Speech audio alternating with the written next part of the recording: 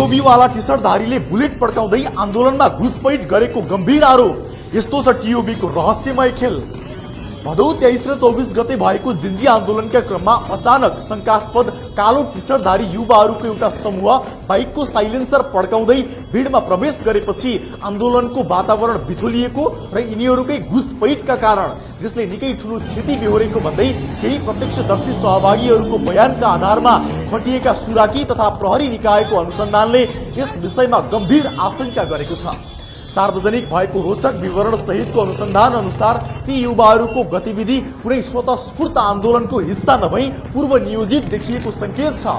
फेसबुकमा फेला परेको टीओबी नामक समूह जसको पूरा रूप तिब्बतियन ओरिजिनल ब्लड लेखिएको छ, यसैको पृष्ठमा फ्री तिब्बत सम्बन्धी विषयहरूमा छलफल गर्ने उद्देश्य स्पष्ट रूपमा उल्लेख गरिएको पाइयो।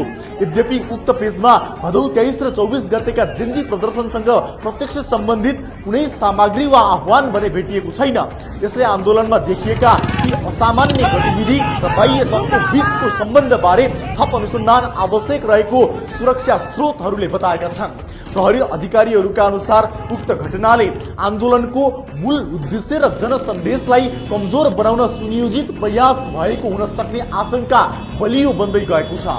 अहिले सम्बन्धित समूह र त्यसका सदस्यहरूको पृष्ठभूमि, सम्पर्क सञ्जाल र सम्भावित राजनीतिक वा अन्तर्राष्ट्रिय जोडबारे पनि गहिरो तहमा छानबिन भइरहेको छ।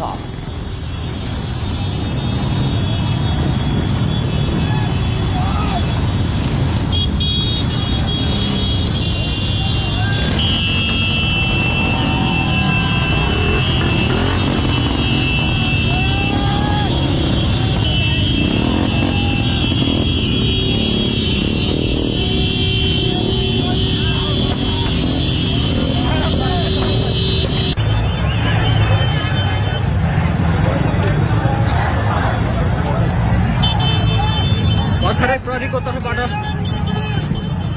भर्खर प्रहरीले गोली हानी एकजनाको हत्या गरिसकेको छ।